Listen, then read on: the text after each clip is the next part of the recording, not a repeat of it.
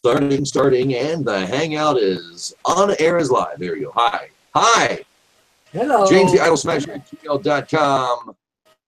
And this is the Nilvah Nexus, a Thursday night weekly Torah chat gathering of friends and Jew and non-Jew alike talk Torah. We do this every Thursday night. Join the Nilvah Nexus Facebook page. Join the Nilvah Nexus group on Google Plus as well. That'll get you the links in here so you can join in the chat. Tonight, though, we've expanded the invites beyond the Nexus to some folks out there who might be interested in the Buddhism and the teachings of the Buddha and where it comes from. And because, you know, if I hadn't, honestly, it was Buddhism that prepared me for Judaism. It's going to sound weird when we get into my personal story in a bit, whatever. We can all do a personal story of it. I can see a relation. I can see a correlation. But at the same time, it's considered avoda zarah, especially when you got big Buddha gold statues. So there's, how do we get there? A flaw in mankind of idolatry, obviously. Yeah,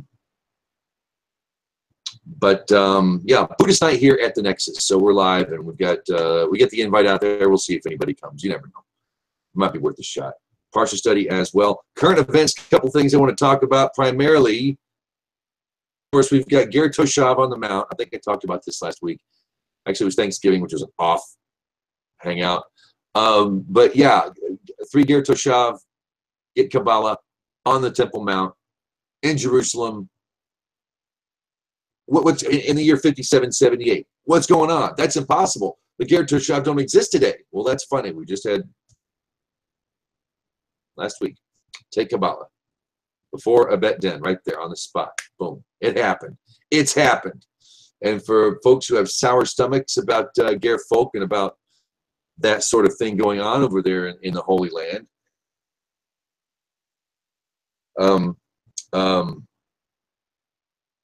you know, that's just too bad. we had a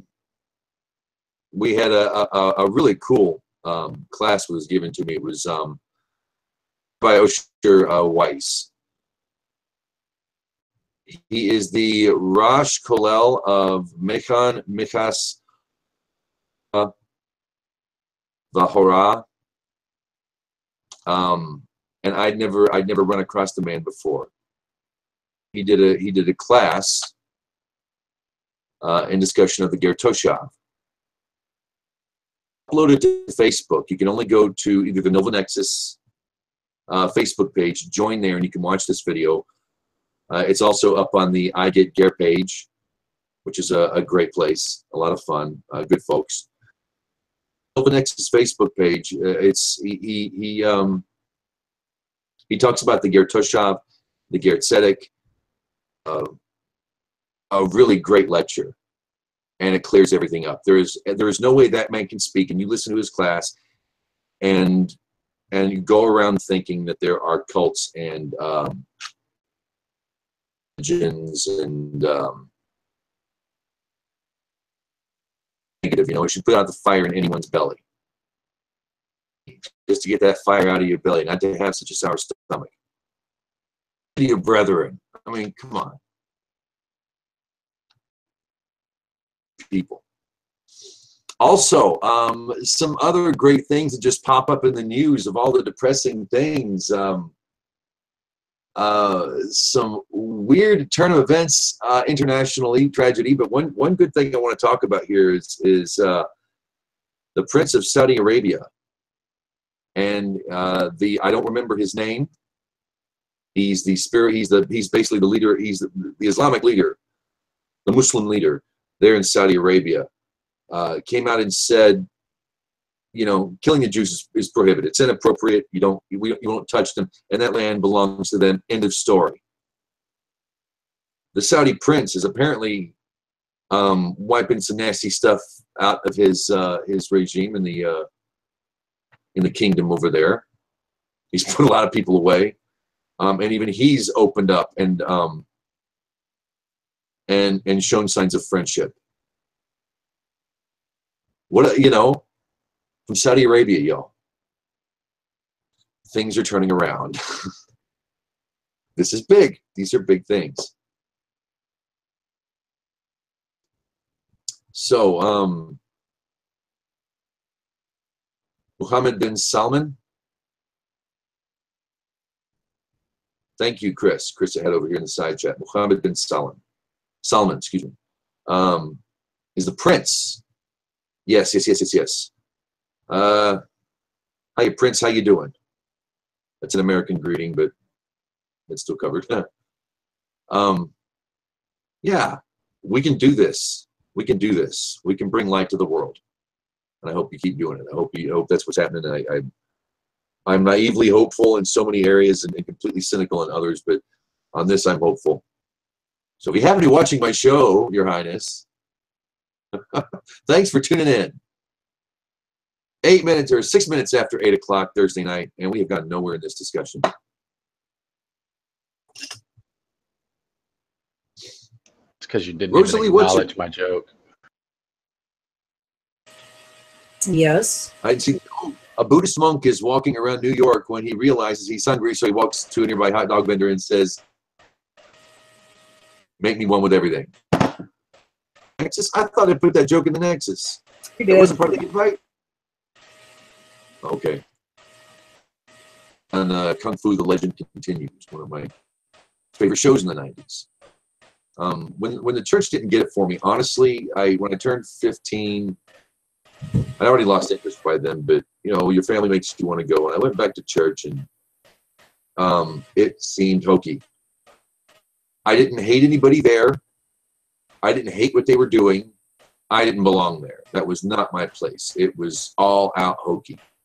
It was fake. Something about it wasn't right. It wasn't right. So,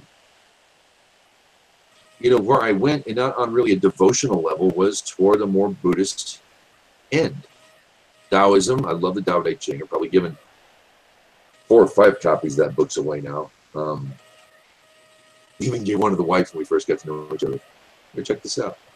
You know, I love martial arts, and in high school I was much more fit, and later on.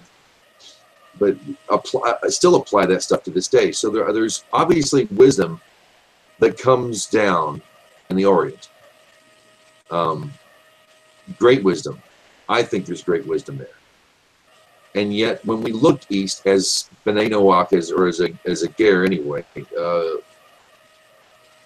this is that we would see without knowing, you know, if we didn't have the books in English, you know what I'm saying? If we just looked at it and took it as never knowing what the East was before, we would see avoda zarah, and we'd see a lot of it. And this is maybe where, you know, and I never really got, I never had a Buddha statue. I think I had a Hotehi-san once. He was a real happy little fat guy with a ball. He was an immortal. These weren't gods, but they were immortals, people who lived forever and walked around and you know, through the generations and would spread their teachings, not unlike an old-fashioned kung fu movie. You know, there are immortals that walk around and in the world and teach people and help them out, yada yada yada. Good fun stuff in a lot of ways. But I never took that kind of stuff seriously. I never took any of it until I came to Judaism. Then spirituality became something bigger and greater. Morality came into it. So there's kind of my Buddhist thing. Rosalie, you had a friend. We invited him, right? I was going to ask you, what's your take on Buddhism and on the East? I mean, you remember David Carradine and the Kung Fu TV show, and Americans loved it. Are you there? Yes, I'm here. Nobody loves me anymore. What are you breaking up for starters? If you read your site chat, you just saw that you're coming in like Max Headroom, and you've got like a real pingy chop across the microphone. But other than that, so that's why I needed to see if that would make it better on my end, and it's not my end. So anyway, yeah, the Kung Fu show was really good. No, yeah, is it any better now? I'll have to keep no talking. Better? The video looks better. because there was like a slight half second or to a second delay. So is it any better now? I'm going to talk for a little while. Still there you go again. Yeah.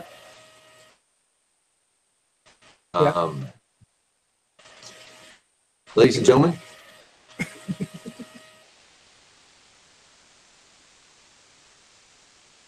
well, Rosalie, talk about your experience with Buddhism. I really don't have I'll a be right personal. Okay. I personally really don't have one, but I have read the book that you had given, and I find that the people who follow the Buddhist teachings, they are very direct, and if they don't like what you say, they say, okay, fine, bye. And that's what I have found with them. They don't take to criticism too well. But other than that, even though it's not basically criticism, if you disagree with them, then they don't care. You know, it's like, okay, you said your bit, I'm done, bye. That's what I get. That's what I have noticed about a lot of those people. But other than that, you know, it's like, live long and prosper.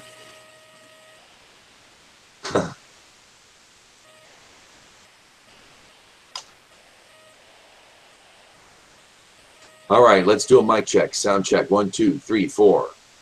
That's much better. Yes. Much better? Good. Yes, and everything is in place. The marvels of modern technology. There it goes again.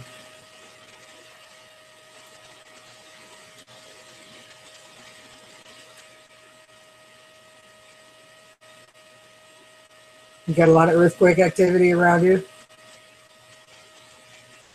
Yeah. Yeah, that could be it. That could be it. Well, likely, you know, there were 8 of them. Mm-hmm.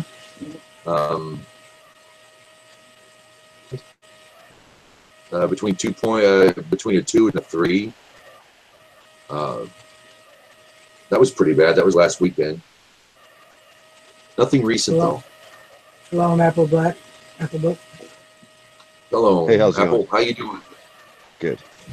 Welcome to the Nexus. Do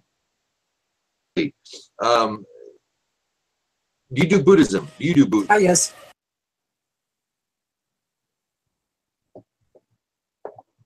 What was that? No, I was asking Apple. Do you do Buddha? Oh, Are you a Buddha guy? am I the Buddha guy? No. No. I've been to a couple of whatever religious services at a Zen center with a past ex-girlfriend a couple times. But aside from that, I have no personal experience with the faith aside from some casual study. Right. What do you see any? So you won't identify as a Buddha. I doubt you're identifying as a Noahide or Jewish, right? Just taking a stab. You're right. I'm gonna say I'm pretty on board with the David Katz-Gare whole concept of a God-fearing non-Jew. How about that? That works. Welcome aboard. Is this Dave? This is Dave. Oh, dude. I thought. See, I gave a kind of a semi-public invite, so I thought you were a stranger. I didn't. Okay. Okay. Hi. Hi, Dave. Okay, this is the first time you've been in here. This is the first time. It is. Well, yeah. Thank you. Thanks for coming by. Cool. Okay, let's get the okay, now that we've got some good straight monotheists here, let's just let's just discuss it. Let's just be honest. So here's something though, if I can quickly interject. Monotheists, we're all good monotheists, but I may be on also a quasi pantheist angle, maybe slightly, in that due to my limited knowledge of, you know, whatever, the limitlessness of the creator. And if everything is, so anyway, is there a difference between, quote, monotheism and, quote, pantheism, where all is divine, divine is all, depends which way you spin it, right? It's in Judaism, yes, all things. All things are a reflection of the divine. So yeah, God is everywhere and more. He's everywhere plus. I think that's the only difference. I mean, we really don't know what the plus is. We don't know what's over there. We've got what Torah gives us, but we can only perceive. We only, you know, we've got a connection to the divine. But yeah, it's everything. Everything is from God. All things, every particle, everything is all part of one song that's being sung. So pantheism, the only difference is in Judaism, it would be pantheism plus. It would be because the universe is sustained and created from outside itself. Right. So God would be more than we could, you know, we can look at the universe and get to know God better through it. I do believe that. But I can't say that that's God or that's God. It's got to all be God and more in Judaism. So it's I think it's pretty much the same thing. Casually speaking, they're almost identical.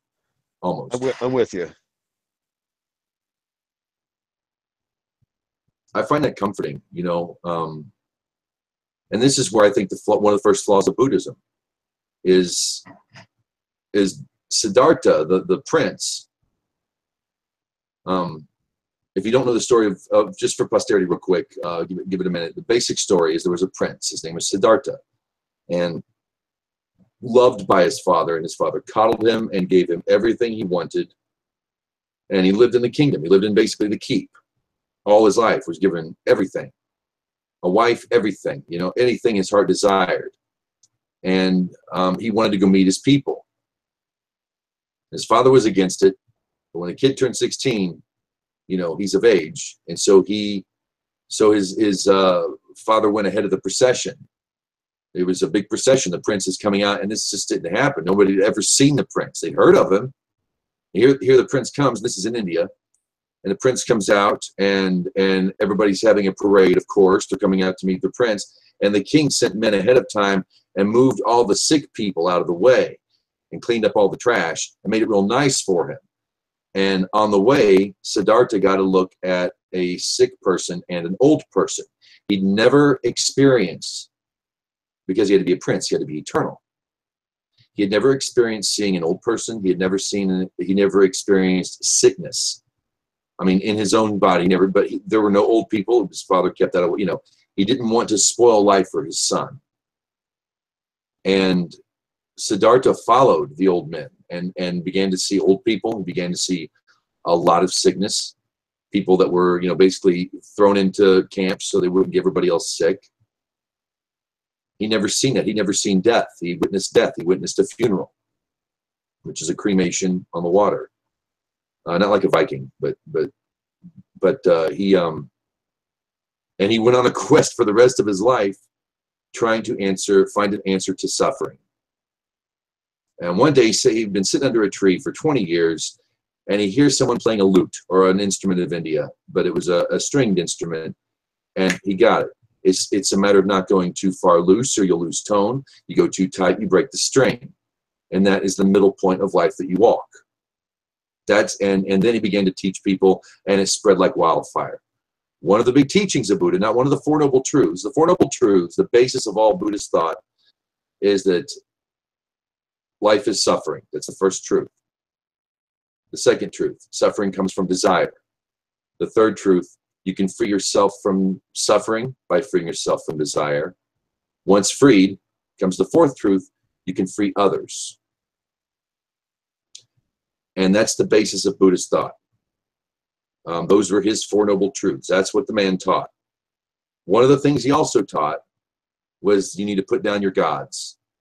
All these gods that you worship, all these gods that you light, all these statues, all these identities. In Hinduism, although they believe in a supreme maker, they have a shed ton of gods. I mean, they got the worlds, they've got the cosmopolitan gods going on, man. They have a god for everything in every kind of shape. multi-armed, the elephant god, that's one of the Hindu gods. Buddha said, put that down. It's not going to do you any good. It's wrong. You're not going to achieve any kind of enlightenment or peace in this world so long as you have them in your life. Get rid of them. For that alone, I can almost maybe see Buddha as a non-Jewish Goy prophet. Prophecy didn't cease with man. It only ceased with Israel. This would be about the time, he was born about the time the prophecy ceased in Israel, about 500 BC. He was said to be a miraculous baby. You know, when he was born, lotus blooms would blossom in his footsteps. There's a lot of mystical stuff around it, and a lot of the Hindu stuff hung on. The Chinese loved, of course, Buddha. His teachings hit them like nothing else, but even they developed their paganism in it. So when it comes to Buddhism, that was the one thing I think that it makes me wonder, since they're so obvious with their idolatry, and they know it's not God, they know it's an idol, and they do it anyway. So much wisdom from this guy. So much wisdom, and he moved mountains with it. That's one of the most populous religions on the planet, certainly one of the most popular. In fact, Texas happens to house the biggest population of Buddhists and Noahides in the Western world. Isn't that interesting? Here's a thought. So what about over the summer we had a bunch of, quote, crazy liberals, right? And they're tearing down all these Civil War era statues of great people, right? Historical figures. And I actually got into another conversation on Facebook casually about this, and they were saying that the UN is, I don't even know if it's true, I didn't research the story, but apparently the UN is going to put up some pagan war goddess statue thing and something or another. And so then I was saying, well, what is that different from the crazy liberals taking down those war gods? Sort of, okay, they weren't like mystical gods with 4 arms, but right, at least in our memory, they were war gods, right? They stand for something. So, right, like, okay, so is that an idol if it's not being worshipped according to Jewish sources? Yes. There's certain things because of how it's made, and it's more about the form, the function than the intent, right? There's something in the divine code, I don't have it, there's some great sources in there as to, at least for us, for non-Jewish folk, to have for decoration. Memorials. Where it goes awry is, yes, what you said. You made it abundantly clear. Was it worshipped? It has to be nullified. You have to pull a nose off or make a degrading mark on it somehow. And worship. Like a bust of Beethoven on your piano is cool because it's a partial thing. Okay. Shalom, Gav. Dave is here. Dave's cool. We've been getting him in, trying to get him in here for a while. He's in here tonight. What I'd like to liken that is that maybe that statue would be like a jealousy thing, whereas we have the Statue of Liberty. Would that war goddess statue be in a line with that? I don't know much on the story either, but that's when I saw the picture, I'm going, oh yeah, that's what it reminded me of, was the Statue of Liberty. Well, she is a Greek goddess. Of course, a goddess in our terms would be an archetype. But she was worshipped at one time. She's not worshipped now. That's the big thing. And I know I go to Divine Code for Law and Idolatry because it's extensive and the sources are more than the book. I mean, the sources are amazing.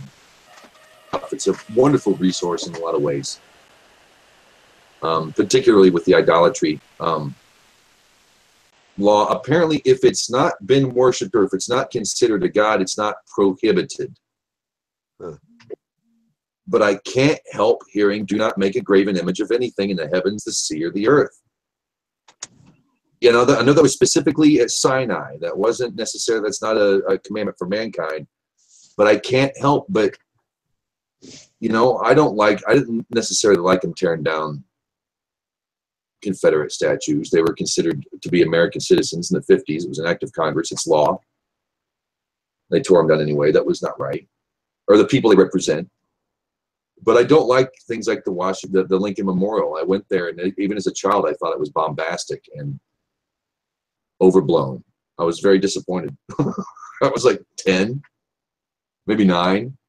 I was very disappointed with the Lincoln because it's just over the top. It's, you know, and that can, you know, and Buddhists do bow too. They do. I've seen them. You know, and I don't mean to bow, but I'm not, you know, but yeah, they lower themselves before, and some even pray.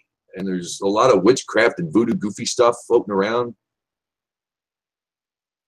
It's perverted. It's not unlike, you know, I would say Christianity in a lot of ways. This is your God. You're up. This is your new God. This is the God that says idolatry is bad. Bow to him.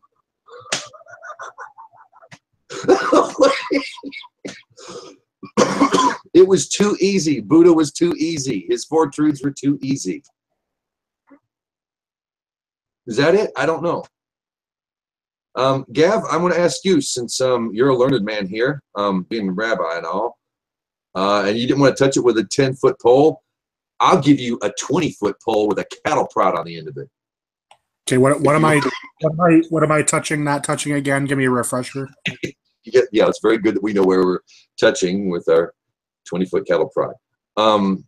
Well, it was a comment in Facebook about the Jew years since MySpace, Jew-boos, Jewish Buddhists. I think that would be a recursion, because everything you could possibly learn worth learning in Buddhism is found in like the first chapter, basically, of Judaism. You know what I'm saying? And you said you said you didn't want to touch it with a 10-foot pole, but I would if a 20-foot pole would help, I would offer it. So, what do you think about Jew-boos? What is it about Jew-boos? Yeah, well, I'm going to save a ton of money on Hanukkah gifts by discussing this. What do I think of Jew-boo? Not much. Let's put it that way.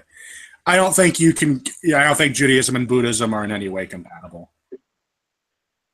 Really, I think Buddhism is 100% avoda zarah. Okay. What is it that, if I may make so bold? Well, okay, yeah, tell me, Rabbi, why is avoda zarah 100% avoda zarah? Mm-hmm. How so? How so? Because its very precepts is to eliminate desire. Desire comes from God.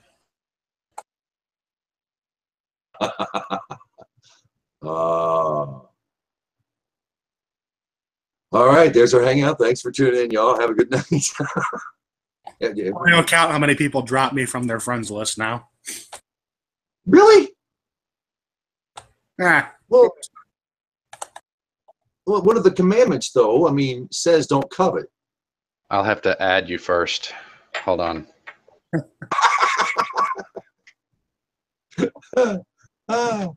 But isn't one of the commandments not to covet? There's a difference between coveting and desiring. You did say earlier about Sinai and all that, about them saying don't make a graven image. Now, is that what they said? Don't make them? Or did they say don't worship them?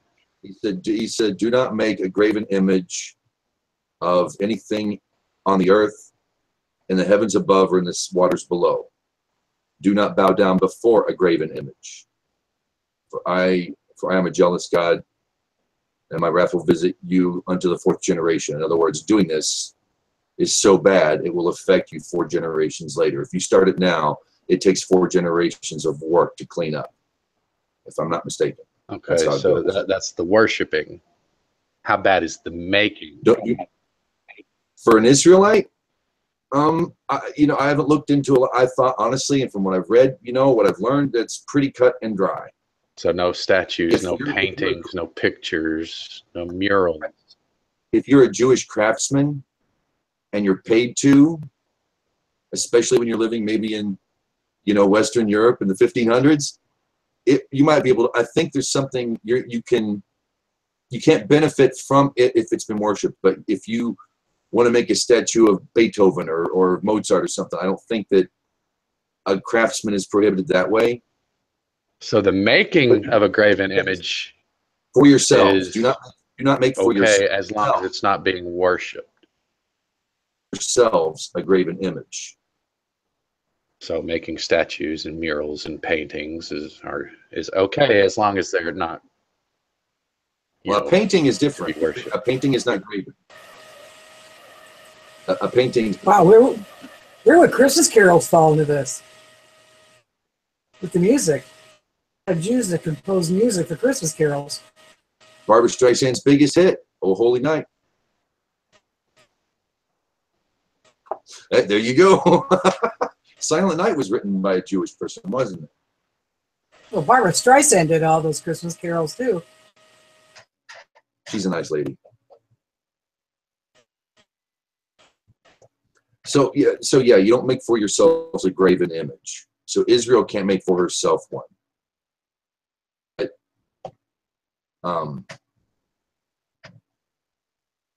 We aren't under that same restriction as non-Jewish people out in the world. So having the Statue of Liberty as a gift for France is an archetype to send a message. Nobody worships the Statue of Liberty. There are no household gods with liberty where people are splashing. Maybe there are. I don't know. Maybe, but I was told that she's not worshipped. It's not a thing. It's you know, it's a symbol. It's not taken seriously as one. Well, I think then you're stepping into the realm of the difference between worshiping something and showing reverence, which I think the reverence part is more in line with what the Buddhists would say their interactions with the Buddha are. It's a reverence, a remembrance of a quote unquote enlightened being, not so much a god, just someone that realized, hey, a lot of the stupid shit that people do is, for lack of a better word, stupid. You know, I'm not a god. Don't worship me. Don't be stupid and worship me like a god. And then, of course, there's always going to be those people that take the reverence route. And then there's, of course, the people that actually do the exact opposite and worship the guy that doesn't want to be worshipped. Shrine. I mean, we mark graves. Perhaps having a shrine is one thing, but here's the other thing, which I can't escape. Not that this, like I said, and again, this was to Sinai. This was at Sinai to Israel alone. When I say Israel, at this point, they're all Israelites. All right. When God talks to you, boom, done. Okay. He showed up. Boom, everybody. So when God talked to Israel, he said, "Do not bow down before an engraven image." He said, "Don't make them," and he said, "Do not bow down to." He was real specific about that. He didn't even mention incense in the second statement, although that's included in there but for other reasons, because it's used in the temple for. Okay. But he says specifically, do not bow down to them. So when you bow down to, you're not showing reverence. That's God showing you, that's at least God telling Israel that is worship. That is the sign of worship. That's how God knows it's worship. You know, laying flowers on a grave, you know, that might not be idolatry. That might be reverence. But when you bow down to, you know, or for that matter, when you cut up a chicken or a baby, you know, you are worshiping. When you bow to that statue, that form, that image, even a painted image, at that point, it goes beyond reverence. That's where we have to draw the line. I want to ask Gav something here. Welcome back, Path. Gav, you said that there is a difference because we brought up, you said desire comes from God, and I brought up the commandment not to covet. And you said coveting is not the same as desire. I've never heard this before. I've always thought they were the same, basically. What is the difference? If you got a second.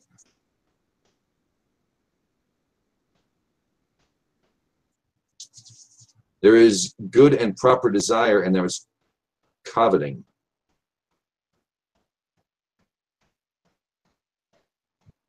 A desire to heal your children, your child who is sick, juxtaposed to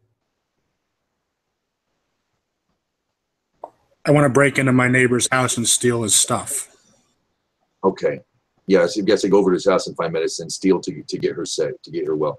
Okay. Or even in that same line of thinking, it's like, okay, desire, an example of desire would be, I really would like a new 55-inch 4K TV. Whereas coveting would be, damn, James has a new 55-inch 4K TV. I think I should go take it from him. Yeah. There you go. Okay, this ties into something, another, okay. This is going to sound really bigoted of me, but I'm just going to look at history. The Chinese invented the printing press, for the most part. Gunpowder. A myriad other things. But there was something about Chinese society, particular, and where there wasn't a lot of competition. You know what I'm saying? There wasn't that. It was about just being still and being at one. And when you're lost, it's good to sit still and follow your breath, I think.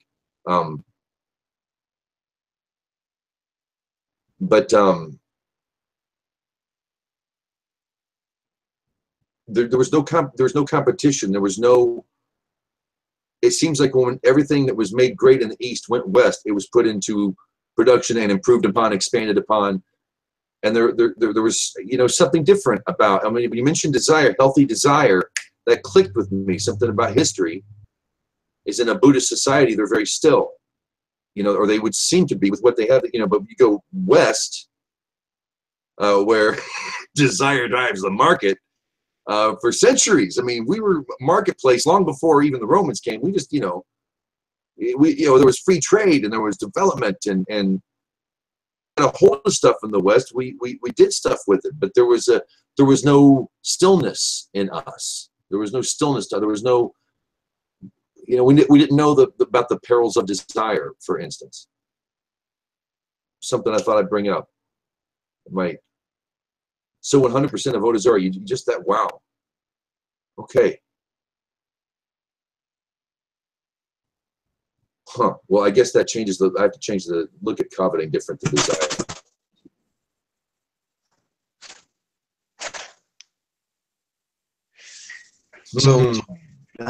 So I said when I first jumped in here how I visited former friend to Zen. Oh, you're cutting out, man.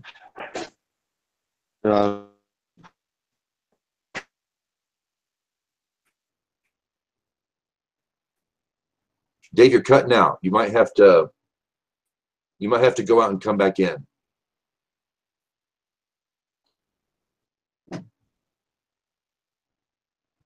That's I know you can't hear me, but while you're here, Dave, you say you can see the Jewish Wicca thing plausible. All right, I want to ask about that. I got to find out where he's coming. But I kind of, the way you kind of learned a little bit about Buddhism is kind of how I learned a little bit about Wicca, because there's a really great, you know, there's this, you know, it was because of the girl. The same thing that brings you into communism and you don't even know you're going to it, right? In the 30s, do you attend a meeting? Yeah, but this is the, you know, she was a waitress. She was cute, you know. I didn't know. You've been to Buddhism? You know about Wicca?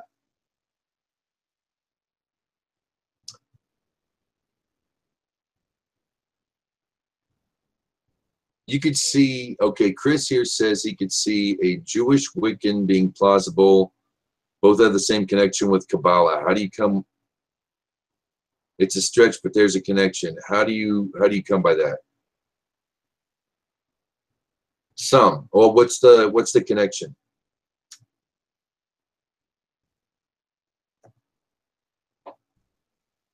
What? Not the same? No. Okay. I always found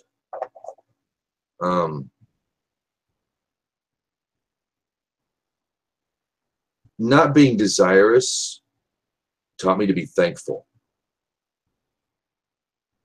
And like I said, Buddha was, I think Buddhism prepared me for Judaism.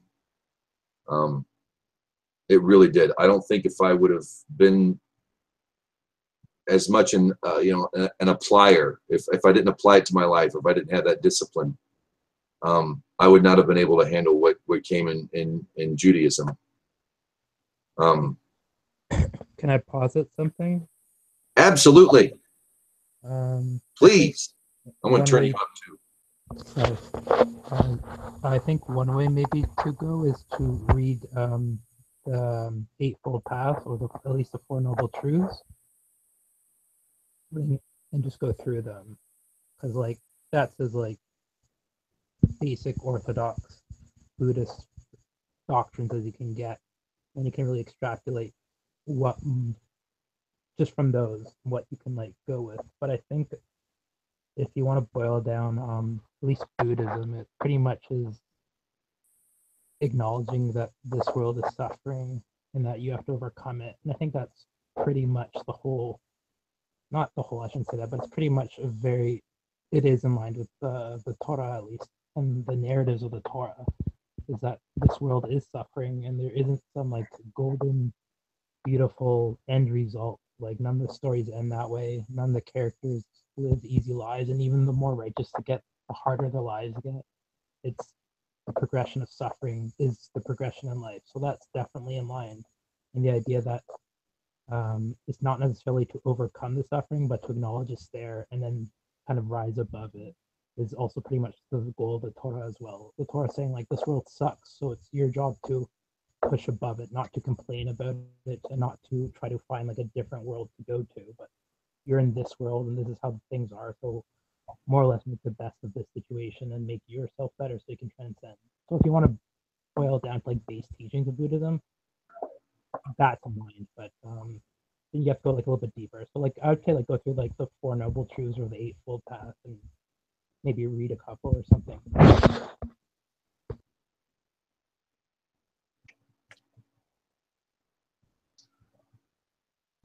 Thank you, Path. I want to read what Gav said over here. He said, Wicca and Kabbalah have a lot in common, in so much as they are paganism. One is just being cloaked in a very superficial Jewish trappings. A ton of Kabbalah is nothing but pagan thought reinterpreted through a Hebraic lens, which is why Gav says he rejects it. At least it's a modern iteration. Welcome back, Dave. Hey, we got a camera. I don't see that at all with the Kabbalah that I have been learning. It's like it's like a different thought of some sort. It's like it's like the difference between math where you add, subtract, multiply, and divide. Kabbalah would be more along the lines of algebra or physics. That's what I have seen it as.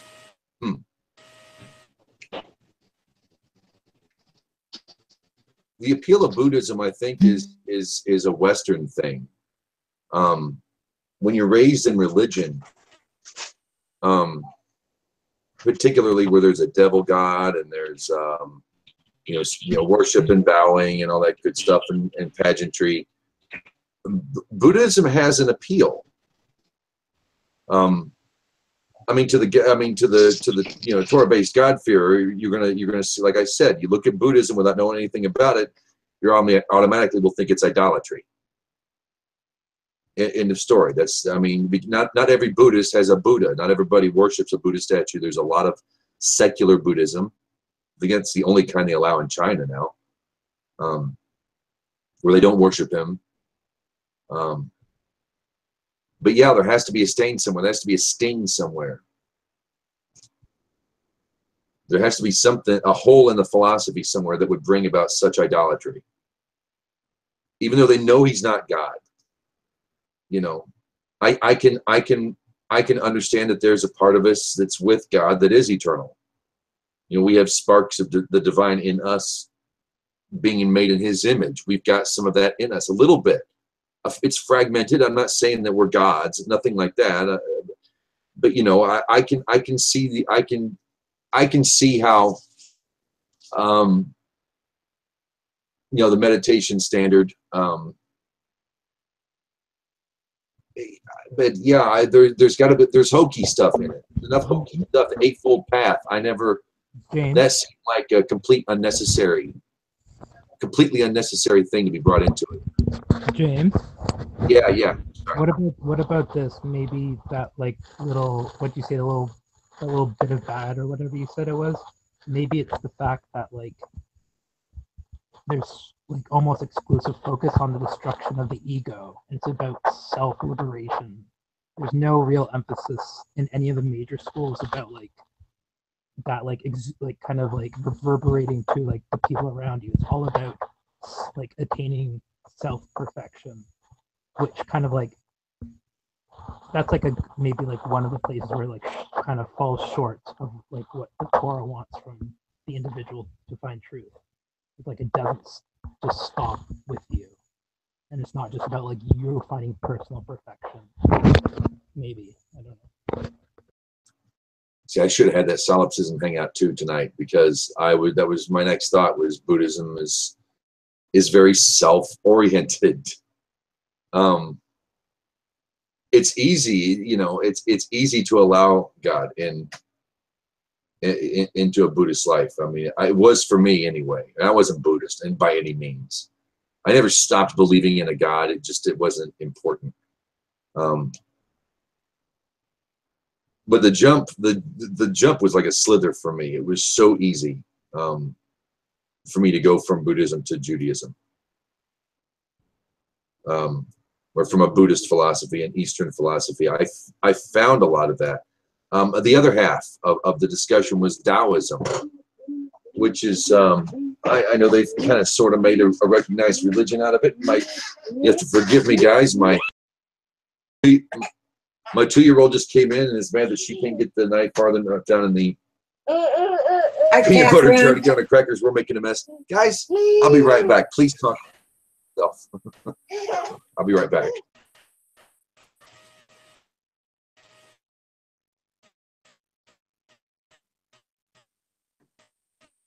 Yeah, would it be more like self-worship or something like that? The one thing that I notice is that most people, with the one person that I have been dealing with, it's like he has to walk his path alone, and he has to push down his feelings of certain things and really be rejecting of a lot of things, and I don't like that at all.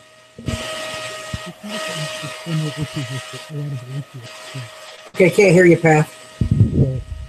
You kind of find a lot of similar issues with a lot of atheists as well. The same kind of problem.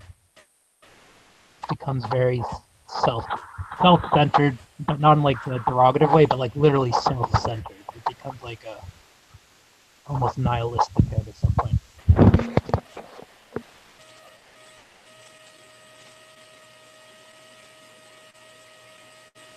I just don't understand why people, it's like you've been hurt so bad that you have to continue to be hurt, and they continue walking in your pain. I don't get that. I don't understand that at all.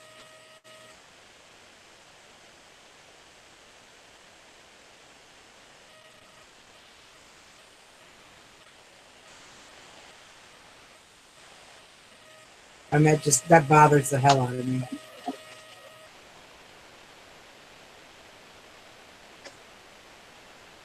Sorry, y'all. Messy little 2.5-year-old with peanut butter everywhere. Yay!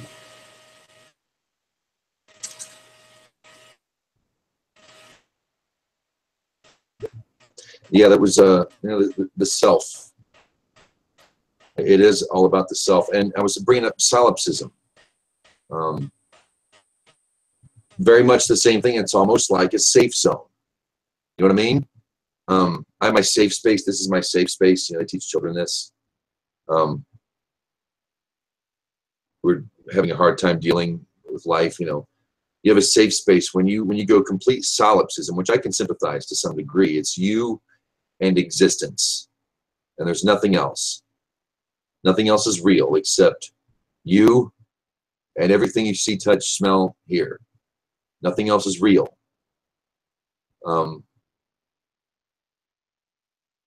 It's a safe space. The me. It's the me. The me. I don't know. Maybe for somebody in religion, it can be a good stepping stone.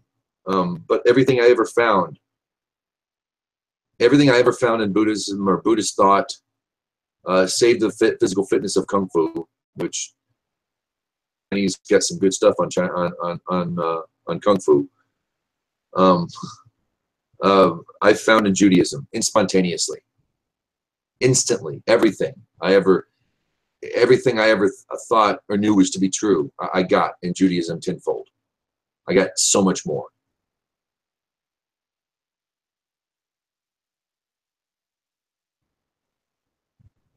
Yes, exactly, Chris. So you're not real for me and I'm not real for you, or I can see you. Are you more real than for me than I would be for you? Yeah, that's the whole solipsism thing. That can be fun. I think we pretty much covered that this month or this week in this one. Okay, Taoism. Okay, the Tao Te Ching. Has anybody not read the Tao Te Ching? Anybody? I have not.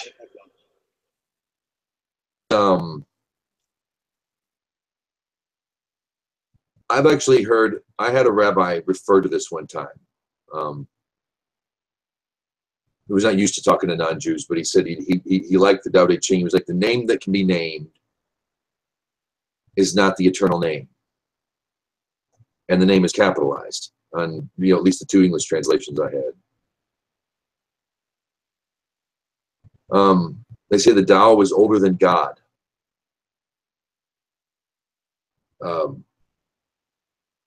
Now, what I want to propose is the same thing as saying that God looked into Torah to create the universe. I've heard that before.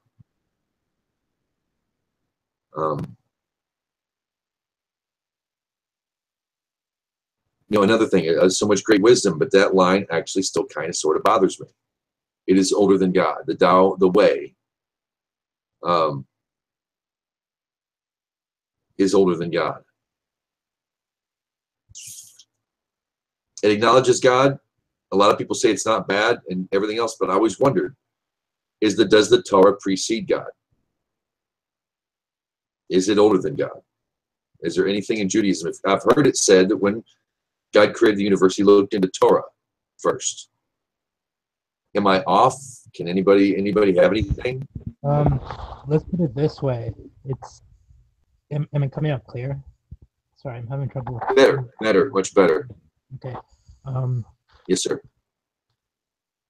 Put it this way. You have to. Okay, so a lot of the basis of like the Jewish theology is it's written from man's perspective, right? Everything is related to us from our perspective. So I'll use English terms. Hashem preceded God because before creation there was no God, but there was the name or the Tao. It's only after creation that you get God, you get a personal, relatable creator. Before creation, there's no creator, correct? So that's maybe one spin you can put on it. I don't know if you want to take it from there. I'm just thinking off the top of my head. That's a good head to think on the top of. Off the top of, actually, that was. Yeah, he wasn't the creator before creation. How can you call him the creator? Wow.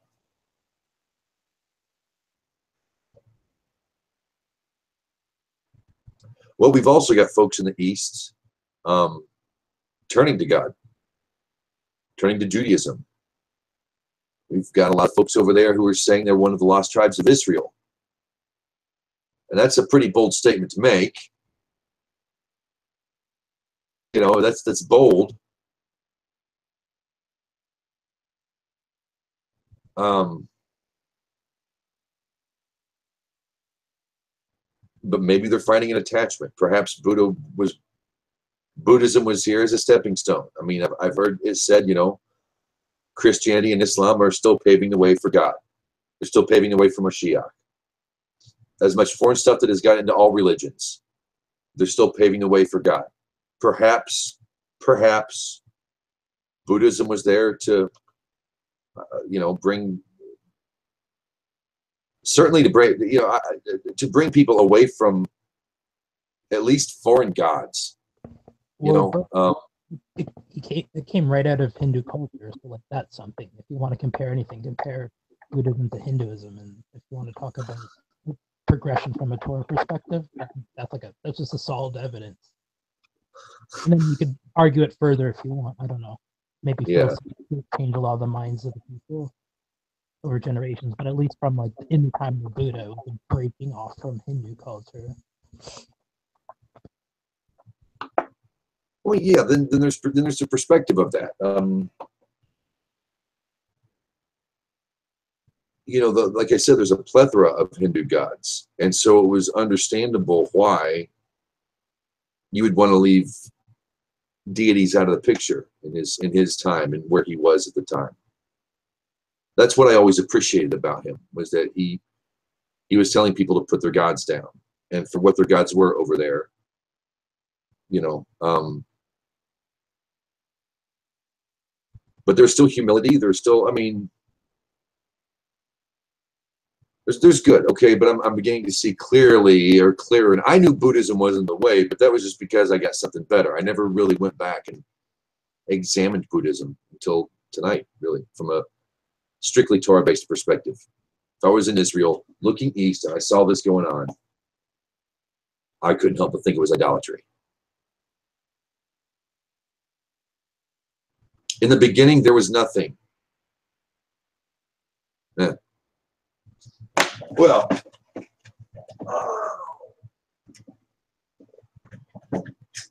on that note,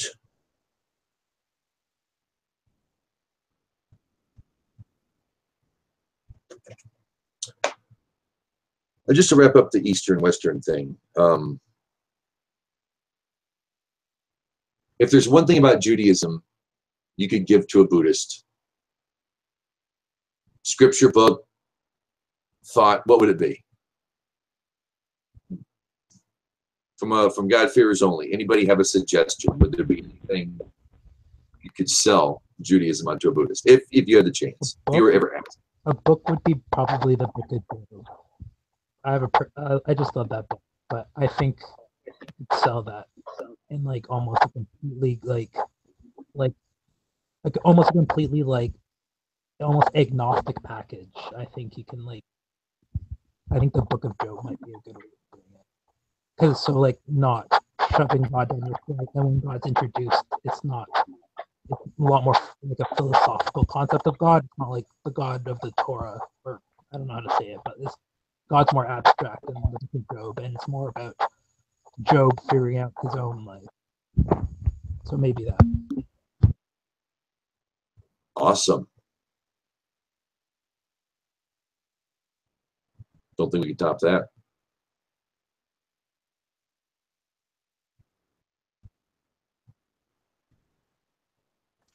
Anybody else? The book of Job and the story and the concepts within, I think, would resonate pretty deeply with people of that faith.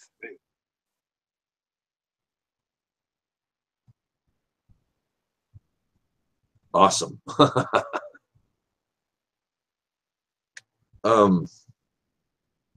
Yeah, I have something in this week's Parsha. Going along at home, the Parsha is, thank you for stopping by, Path. Portion of the Torah we read, it starts in Genesis 32, 4-8, and goes through, let me look again, and again, and again.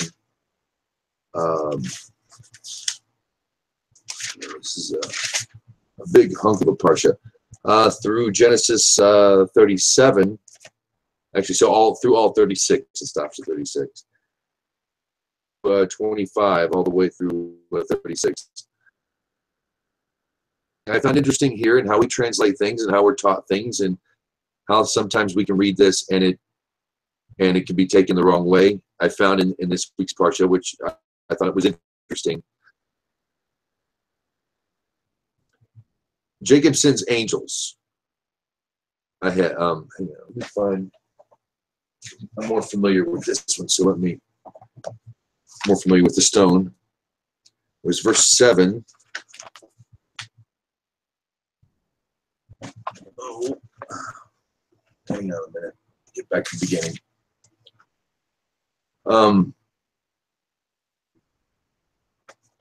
I have two different translations here. I'll just read. I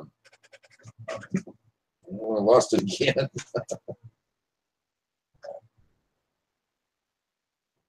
Then Jacob sent angels ahead of him to Esau, his brother, to the land of Seir, the fields of Edom. Yaakov sent angels ahead of him. When the angels returned, it's angels. It says angels. And we're thinking, you know, and I think there's a commentary on that he was literally sending angels. It was in the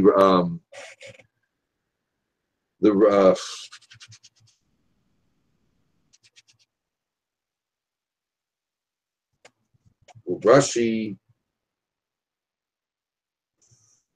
No, hang on. I don't remember who it was. I was on the Kabbalah website. That's why I don't have it up. I've got angels. They said these were messengers. These were men. I've heard other people say that he was a righteous. He could command angels. And then when we've always heard about Jacob wrestling with the angel in Torah, in this, let me look it back up here, but he's referred to as a man. He wrestled with a man till dawn.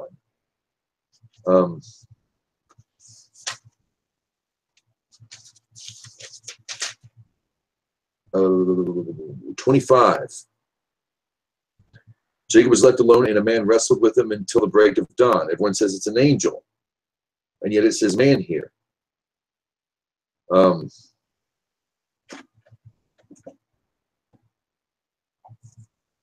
My instantaneous thought on this is you never know who you might be coming into contact with, so be on your best behavior at all times. Why do we get it wrestling with a man, and then we're told it's an angel later on? And in the beginning of the parsha, we're told those were men. Was he commanding angels? Spiritual beings from heaven? A big question. I'm trying to find some commentary here.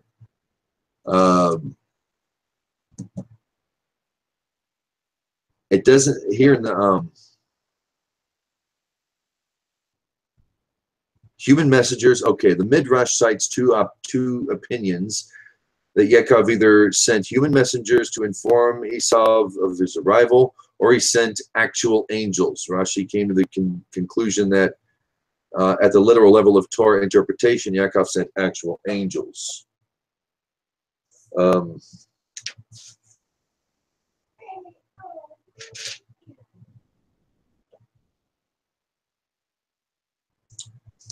Hang on a minute.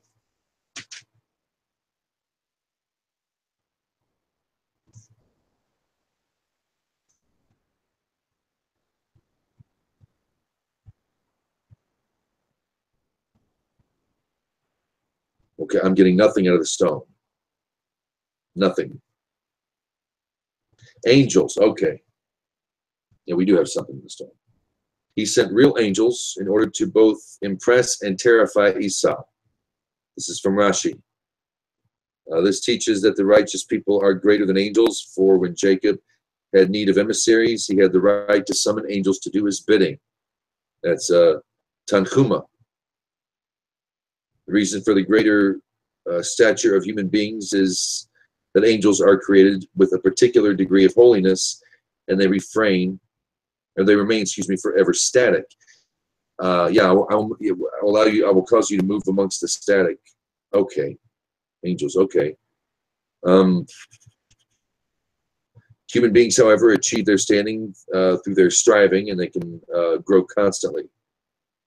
Another view in the Midrash is, and the commentators, Jacob's emissaries were human. And the word can either be rendered either angels or humans. Okay. All right. So now we're going to go over here.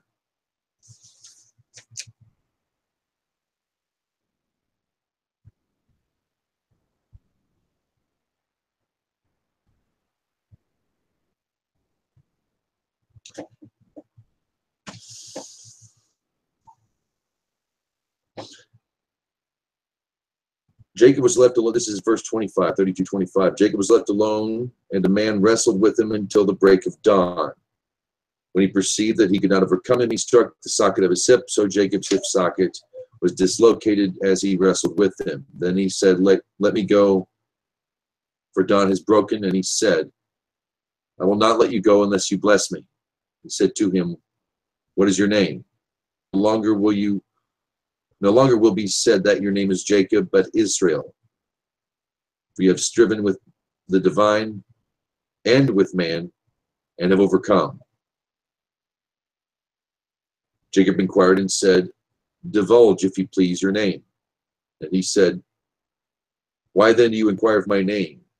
And he blessed him there. So Jacob called the name of the place Peniel, or Peniel.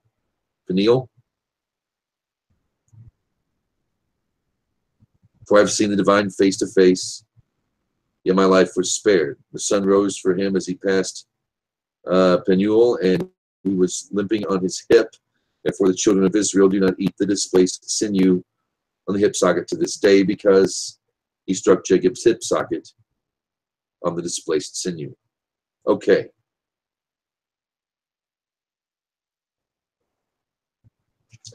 Verse 25.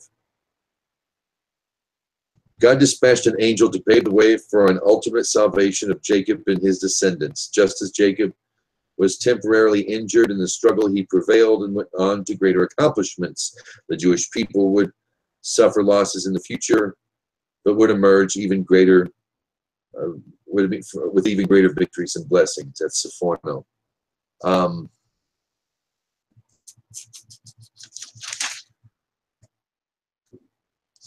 Now I'm going to go over here in my Gutnick edition, which I'm learning from this year. That's my primary looking through.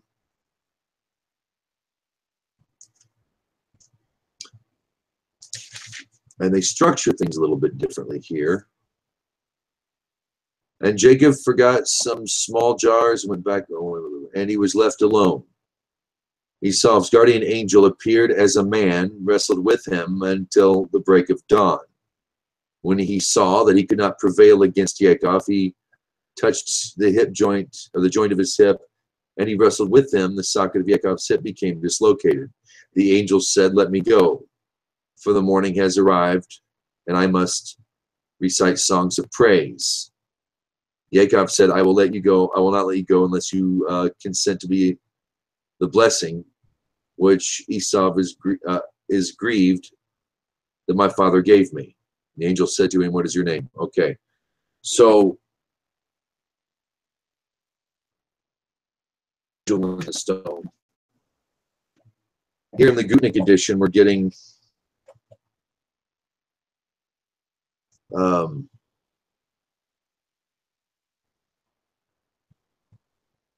Esau's guardian angel appeared as a man, wrestled with him until the break of dawn.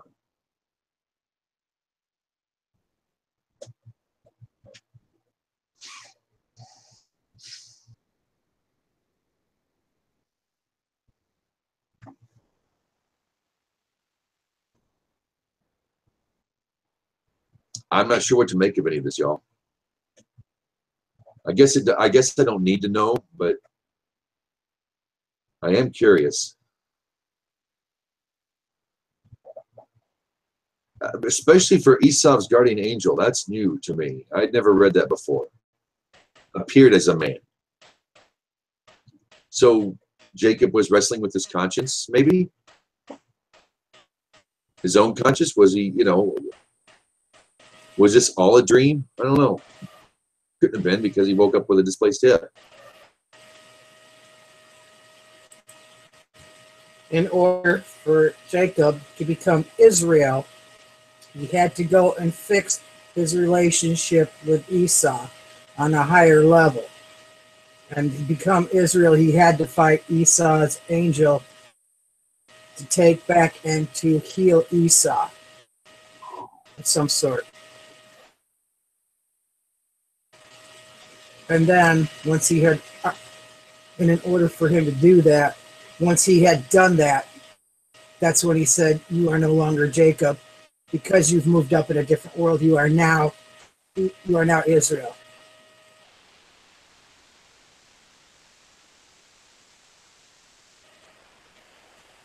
So he was really wrestling with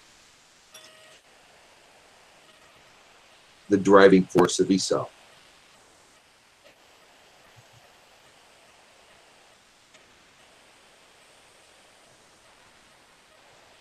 Now, in the Hebrew, does it say Adam?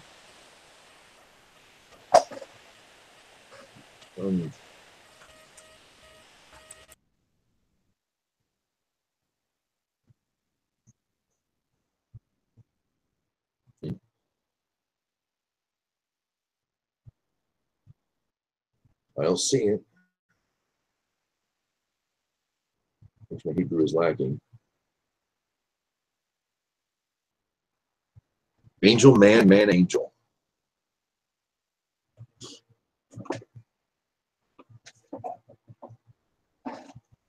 God could send men, right? They could be considered angels. Yes. Yes. That happened to Abraham, right? 3 men approached, and he approached them as he would God.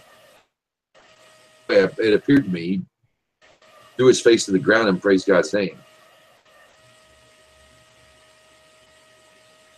Oh. He was no longer on the ground. He was up on the ladder. Huh. It's pineal. It is pineal. Mm-hmm. That's the pineal gland, right? Correct.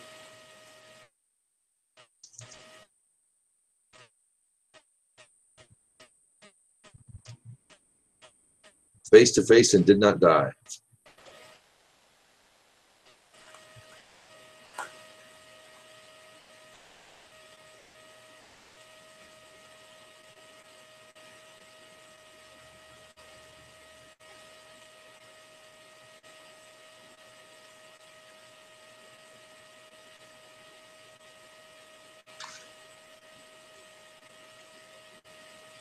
We're nice and quiet.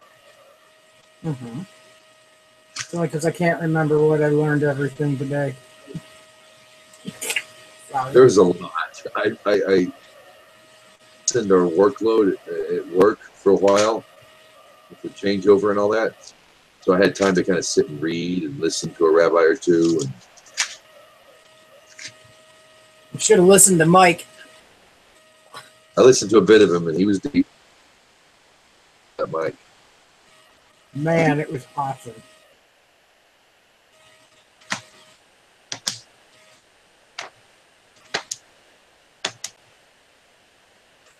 How about some Huff Torah time? Yay. That worked. Vayishlach. All right. We're in Obadiah tonight.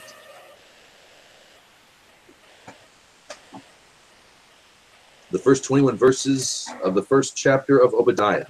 Hey, I found it. Home the Huff Torah is a section of the Hebrew Bible directly pertaining to the Parsha, the portion of the Torah that we read or study every week. And here we go. Now I'm going to be reading once again. I'm getting to know this Chumash. I've gone through the Hertz a few times. I've gone through the Stone edition for a few years, and this year I'm trying out the Gutnick edition. So H13 we're reading from this. 1390 in the Gutnick. Hey, And if you're following along from another Torah, they give you the Rashi basically in the text, as you could probably hear when I showed the different verses how they're explained out. On home on another version, you're going to get commentary put into the text to clear things up as you read. I like that. Vision of Obadiah. This is what Almighty God said about Edom. We, the prophets, have heard the message from God, and a messenger has been sent among the nations, saying, "Get up, let's wage war against her." Look, initially I made you small among the nations, and you were greatly despised. But now that your kingdom is great, the wickedness of your heart has enticed you to be overly proud. I'm gonna mute you real quick here, Rosalie. You got that thing. I'm sorry.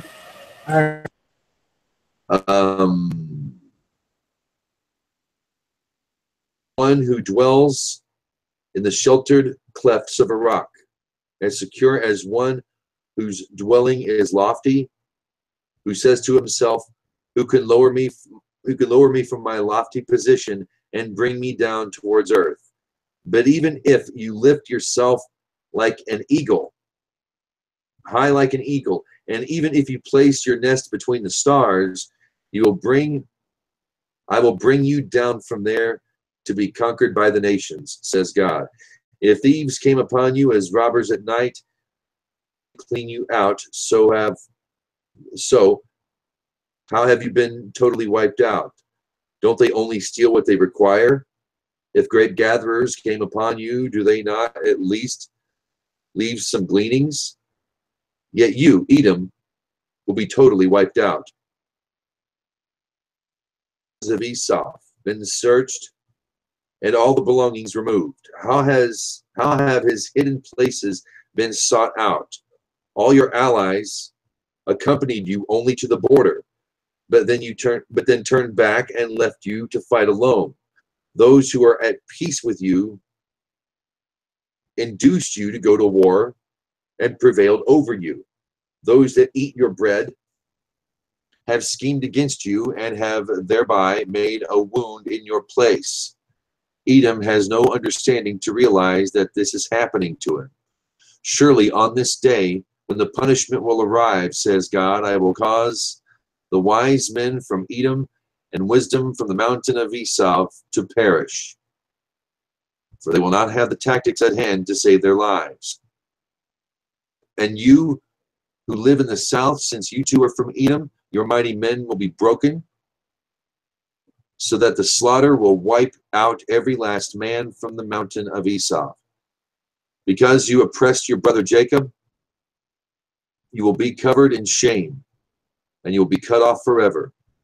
Yes, you opposed your brother when you stood aside on the day that strangers confiscated his possessions and foreigners entered into his gates and cast lots over dividing Jerusalem between themselves. You too are like one of them, since you did nothing to help. You should not have looked at your brother's anguish on the day of his estrangement from the land, and all the more so, you should not have rejoiced at the children of Yehuda when they were destroyed, nor should you have spoken proudly on the day of his distress, and since you did these things of oppression against your brother. You should not have entered the gates of my people to conquer their lands on the day of their calamity when the temple was destroyed, nor should you have gazed at his misfortune on the day of his downfall. You should not have stretched out your hand out over his possessions and looted them on the day of his calamity. You should not have stood at the desperation. You should not have stood at the dispersion to cut off his refugees, and you should not have arrested his survivors throughout the days of his distress, because you should have realized the day of God's reckoning on all nations is near, and you have done so. As you have done, so will be done to you.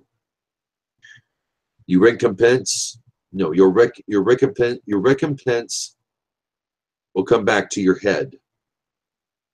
For just as you, Yehuda, have drunk on my holy mountain, so too all the nations will constantly drink from the cup of turmoil. They will drink and become confounded, and they will be destroyed as they never were. But on the mountain of Zion, there will still be a remnant, and it will be holy. The house of Yaakov will inherit those nations who inherited them previously. The house of Yaakov will be a consuming fire. The house of Yosef, a consuming flame. And the house of Esau will be like straw. They will set them alight and consume them, and there will be no more survivors from the house of Esau, for God has spoken. They will inherit the south, the mountains of Esau, and the lowlands, and the land of the Philistines. They will inherit the land of Ephraim and the field of Shimron. Benjamin will inherit the land of Gilead. The exiled army of the children of Israel who lived with the Canaanites until Sorphas, and the exiles of Jerusalem until Sepharad will inherit the cities of the south, Edom. And when Mashiach and his ministers and the saviors of Mount Zion will ascend Mount Seir to judge the children of Esau for all their wrongdoings to Israel, God will be king. All nations will recognize his sole authority. You know, I wasn't sure if our Buddhist night topic would fit in with the Torah, but I think things were set pretty straight tonight. At least they were for me. And with the help of that desire comes from God. Desire is not coveting. I'm going to be chewing on that for a few weeks, just to let you know. That'll be on my that'll be in my head. I could write an essay on that alone. Desire is not the same as coveting. Thanks, Gav. You rock.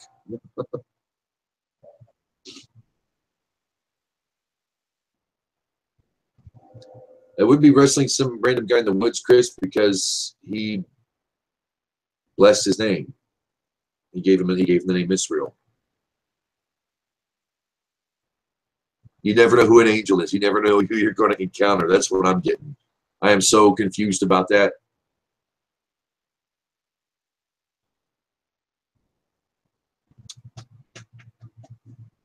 But it doesn't matter, I guess, in the end. Anybody have anything else they want to add before we shut this thing down?